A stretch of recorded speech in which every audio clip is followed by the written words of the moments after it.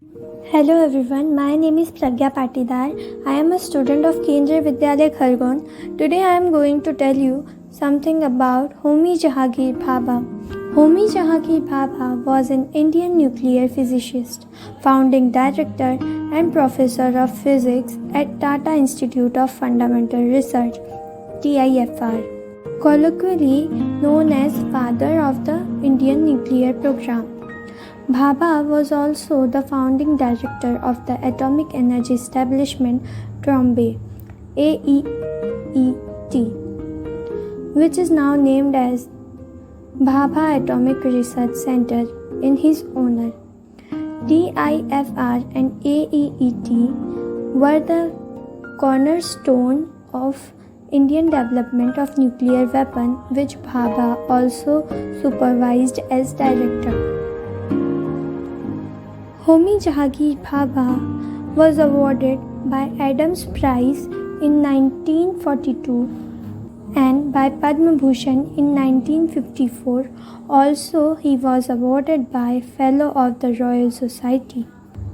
Starting his nuclear physics career in Britain, Bhabha had returned to India for his annual vacation before the start of World War II in September 1939.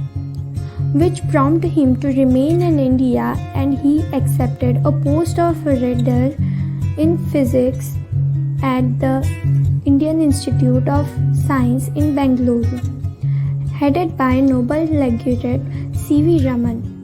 During this time, Bhabha played a key role in convincing the Congress Party's senior leader, most notably Jawaharlal Nehru, who later served as India's first Prime Minister, to start the ambitious nuclear program.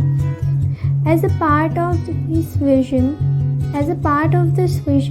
Bhabha established Cosmic Ray Research Unit at the institute, began to work on the theory of point particles movement, while independently conducting research on nuclear weapons in 1944.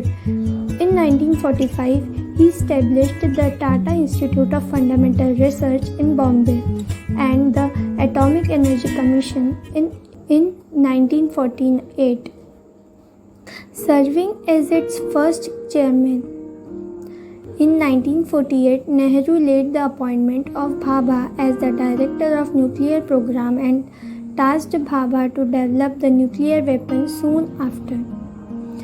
In the 1950s, Bhabha represented India in IAEA conference and served as president of United Nations Conference on the Peaceful Use of Atomic Energy in Geneva, Switzerland in 1955. During this time, he intensified his lobbying for the development of nuclear weapons. Soon after the Sino-Indo War, Bhabha aggressively and publicly began to call for the nuclear weapons.